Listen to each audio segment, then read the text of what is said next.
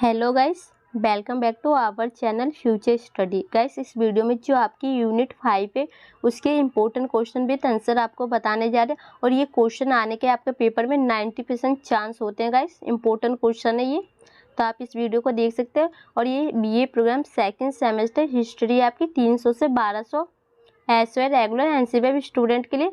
और ये क्लास 5 है, इससे पहले भी हमने क्लासेस करा चुके हैं। अभी तक आपने नहीं देखा तो वो देख लीजिएगा, लिंक आपको डिस्क्रिप्शन बॉक्स में मिल जाएगा। इम्पोर्टेंट वीडियो है, ठीक है। तो क्वेश्चन आप देखिए, क्वेश्चन आपसे इसमें 3 टाइप से पूछ सकता है, तीनों का आंसर आपको सेम लिखने। तो आप क्वेश्चन देखिए, गुज्जर, पतिहार, पाल और राष्ट्रकूल के माध्यम हुए त्रिपक्षीय संघर्ष पर निबंध लिखिए। या ये आपसे क्वेश्चन पूछेगा, त्रिपक्षीय संघर्ष के विभिन्न पहलुओं की विवेचना कीजिए, या इस टाइप से त्रिपक्षीय संघर्ष पर एक आलोचनात्मक निबंध लिखिए।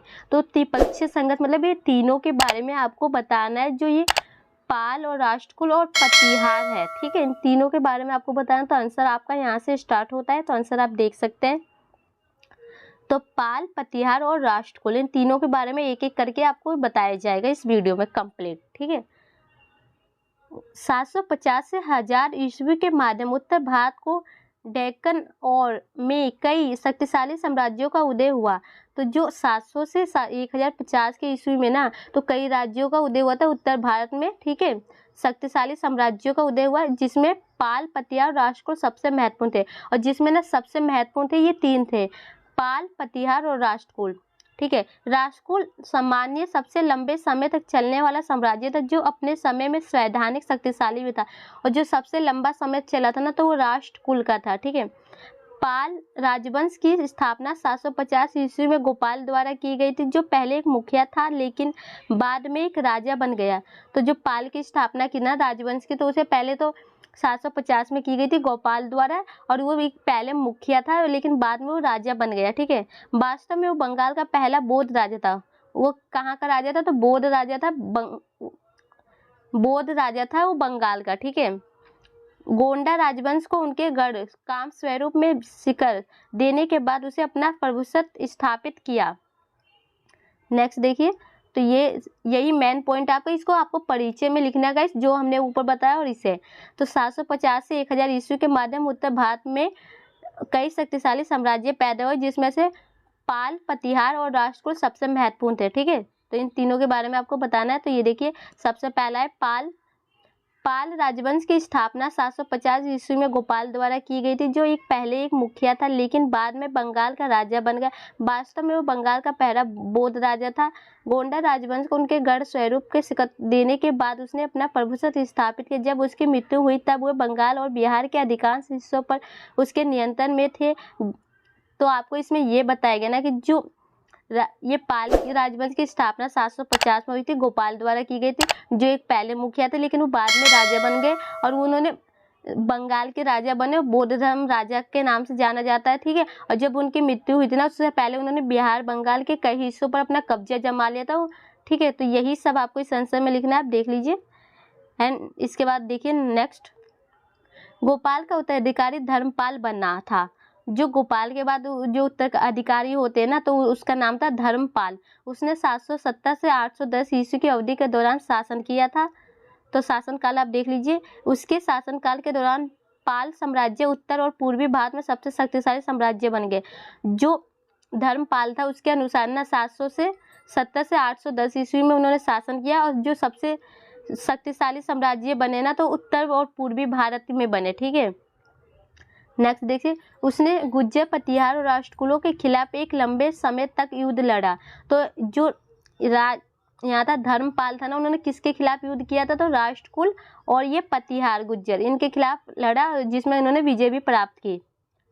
गुज्जर पतिहार राजा नागभट्ट द्वितीय के खिलाफ अपनी शर्मनाक हार के बावजूद वे पाल साम्राज्य की प्रतिष्ठा बचाने में कामयाब रहे और अपने साम्राज्य को पूरे बंगाल तथा बिहार तक विस्तृत किया, फैला लिया था, और उन्होंने अपना जीत हासिल किया। उनके द्वारा उनको समाज में मान्यता मिली, ठीक है। और नेक्स्ट है, एक प्रसिद्ध बौद्ध राजा धर्मपाल ने क्रममिश्र विश्वविद्यालय की स्थापना की, जो भारत में बौद्ध धर्म के अध्ययन का एक प्रसिद्ध केंद्र है। यह विश्वविद्यालय बिहार में भागलपुर के कलहर गांव में स्थित है। तो उन्होंने ना एक विश्वविद्यालय की स्थापना की थी, और ये स्थापना कहाँ पर की गई थी, तो ये बौद्ध धर्म के अध्ययन के लिए की गई थी और ये भागलपुर के जो एक गांव है उसमें इस विश्वविद्यालय की स्थापना की गई थी, बिहार में। ठीक है,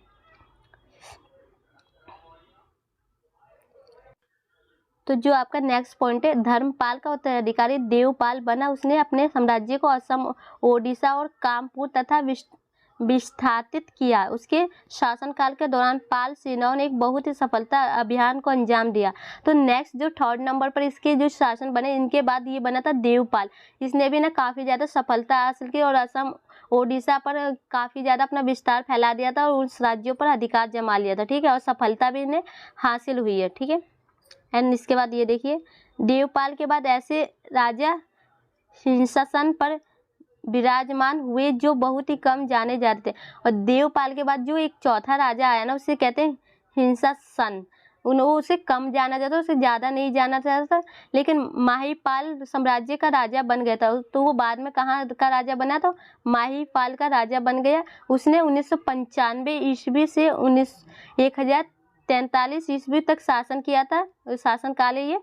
उसे पाल राजवंश के दूसरे संस्थापक के रूप में जाना जाता है। उसे पाल साम्राज्य के सभी खोए हुए प्रदेशों को फिर से हासिल कर लिया, और जो जो खोए थे ना प्रदेश उन्होंने हारे थे, वो सबको दोबारा से उसने जीत लिया, सबका हासिल कर लिया। तो ये देखिए, माहीपाल के उत्तराधिकारी कमजोर थे और साम्राज्य पर अपनी पकड़ बराबर नहीं रख पाते थे, और वहाँ के जो अधिकारी थे ना कमजोर थे, जिससे साम्राज्य पर अपनी पकड़ मतलब अधिकार अपना बराबर नहीं रख पाते थे। ठीक है, तो ये तो हो गया आपका पाल के बारे में। आप पतिहार, गुज्जर पतिहार है उसके बारे में आप देख लीजिए। तो आपको आंसर में इसी टाइप से लिखना है, ये क्वेश्चन इंपॉर्टेंट है, ये आ भी सकता है। गुज्जर पतिहार वंश की स्थापना 6वीं शताब्दी ईस्वी में हरिश्चंद्र द्वारा की गई थी। तो कब की गई थी, तो 6वीं शताब्दी में हरिश्चंद्र द्वारा। वे 11वीं सदी तक प्रभावशाली बने रहे। यह कहा जाता है कि उनका उदय उज्जैन से हुआ। तो उन्होंने 6वीं शताब्दी में किया और 11वीं शताब्दी तक बने रहे, और ये प्रभावशाली राजा थे, और इनका जो उज्जैन में ना इनका उदय हुआ था। ठीक है, नागाभट्ट प्रथम इस वंश का पहला महत्वपूर्ण शासक था। तो कौन इसका पहला महत्वपूर्ण शासन था, उसने 730 ईस्वी ने 756 ईस्वी तक शासन किया। उसके साम्राज्य ग्वालियर, बड़ारूच और मालवा शामिल था। उसके साम्राज्य की राजधानी आवानी थी। ठीक है, तो ये हो गया। इसके बाद देखिए, जो इनकी जो उपाधि थी ना, वो क्या है, उपलब्धि। उसने अरब, कामडर और उसके उत्तराधिकारी तमिल को राजस्थान के युद्ध में पराजित कर दिया। इससे उसने सफलतापूर्वक अरब आक्रमण के खिलाफ पश्चिम सीमाओं का बचाव किया था। तो कौन सी सीमाओं का बचाव किया था, तो पश्चिम की जो सीमा है ना उसका बचाव किया था। इन पर उन्होंने आक्रमण करके, ठीक है, राजस्थान के युद्ध में पराजित किया था, उन्हें सफलता भी मिली। तो जो नेक्स्ट बना ना, 32 राजा एक नए राजा के रूप में नागभट्ट प्रथम का उत्तराधिकारी बना, और पाल राजा धर्म को हराकर उसने कनौजा पर अधिकार स्थापित किया। तो उन्होंने राजा को, ये जो धर्मपाल राजा को हरा के कनौजा पर स्थापित किया अपना शासन। नेक्स्ट देखिए, नागभट्ट द्वितीय 800 ईस्वी के आसपास वर्ष से राजा का उत्तराधिकारी बना। वास्तव में वो गुज्जर पतिहार राजवंश का सबसे प्राकस्य राजा था। उसे विशेष 815 ईस्वी में सोमनाथ मंदिर के पुनर्निर्माण के लिए जाना जाता है। मंदिर को 725 ईस्वी में जूनागढ़ की अरब सेनाओं ने नष्ट कर दिया था। तो जो एक मंदिर था सोमनाथ, उसे नष्ट करने के बाद ना तो 725 में नष्ट हो गया था, लेकिन जो ये राजा थे ना, तो इन्होंने इसकी स्थापना की थी और इनके नाम से इन्हें जाना जाता है। ये कब स्थापना हुई थी, तो 815 में। ठीक है, तो नेक्स्ट पॉइंट आप इसका देख सकते हैं। मिहिर भोज इस वंश का मुख्य राजा था। उसका शासनकाल 885 ईस्वी तक चला। वो एक महान साम्राज्य निर्माता था। उसने युद्धों की एक श्रृंखला में विजय प्राप्त करने के बाद गुजरात, मध्य प्रदेश, राजस्थान प्रदेशों पर कब्जा कर लिया था। उसे अधिवह का खिताब प्राप्त किया और ग्वालियर में तेली मंदिर का निर्माण किया। तो नेक्स्ट जो उनका राजा था ये थे, और इन्होंने ना 885 में इनको एक साम्राज्य प्राप्त हुआ, शासनकाल प्राप्त हुआ था, और इसमें युद्ध के दौरान इन्होंने हराकर और ये गुजरात, उत्तर प्रदेश, राजस्थान में कब्जा कर लिया था, और इन्होंने एक मंदिर का निर्माण किया था। कहाँ पर, ग्वालियर में, जिसका नाम था तेली मंदिर का निर्माण किया। ठीक है, एंड नेक्स्ट पॉइंट इसका देखिए, हालांकि 10वीं सदी में गुज्जर पतिहार की शक्ति में कमी आई थी, और उसके राजा भोज द्वितीय को पाल राजा महिपाल प्रथम द्वारा शिकस्त का सामना करना पड़ा। जल्द ही साम्राज्य विघटित हो गया और सामंतों ने खुद को स्वतंत्र घोषित कर दिया। तो 10वीं शताब्दी में इनका जो सम्राट था खत्म हो चुका था और ये हार चुके थे और सामंतों थे उन्होंने स्वतंत्र खुद को घोषित कर दिया साम्राज्य पर विघटित होने के। तो जो आपका नेक्स्ट पॉइंट बनता है राष्ट्रकुल।